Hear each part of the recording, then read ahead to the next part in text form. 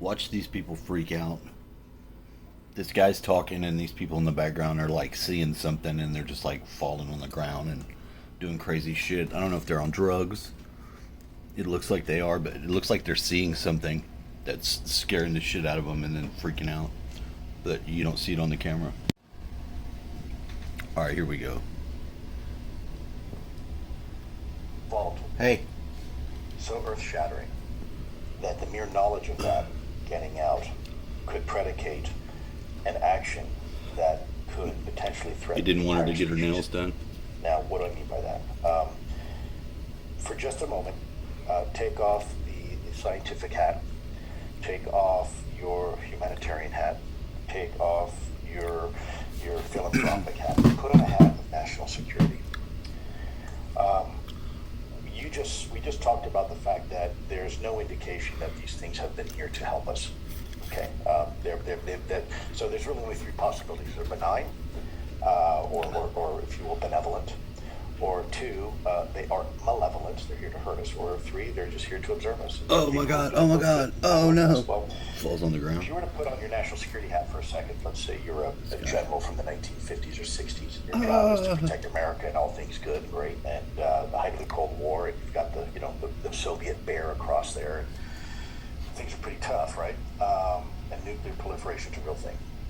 Now, you have information that there is something here that can outperform anything you have, and really anything you have is rather ineffective from a national security perspective.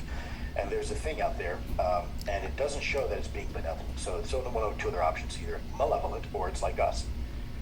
And we see this very careful ISR surveillance of our nuclear equities. It's interested in nuclear equities. Well, some may look at that as what we call preparation for the battlefield. Okay, and let's just say hypothetically, there's a 10% chance. U.S. has a 10% chance that these things are bad, or one day they're going to come here in force. And they're looking at us, right? Remember, you're putting on your national security hat, so forget about everything else for a moment. Your job is to be paranoid, and there's a small remote chance that these things are not good.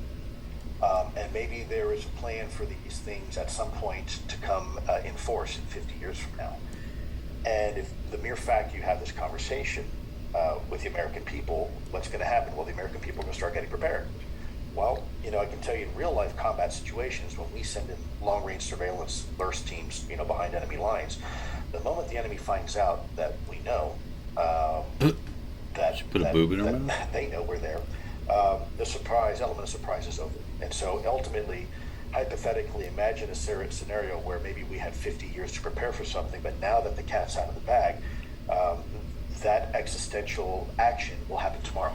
And by the way, now I'm trying to watch Dune, the new one, the greatest science fiction movie ever made, ever. It's a little long, but it's not Avatar long and stupid. I was gonna watch Avatar, but then immediately I remembered how not good of a movie it was. Sure, the effects are great, but it's not that good of a movie. More propagandist bullshit. Blue-haired idiot think. I don't want to see it. It doesn't make sense anyway. Dune does. Dune stops every 15 minutes. But I like all the machines. They've redesigned all their stuff. It's fascinating. They have ships that look like dragonflies. Framing her off the chain. And it's got Aquaman in it. Aquaman is Duncan Halleck. Duncan Halleck is the character's name.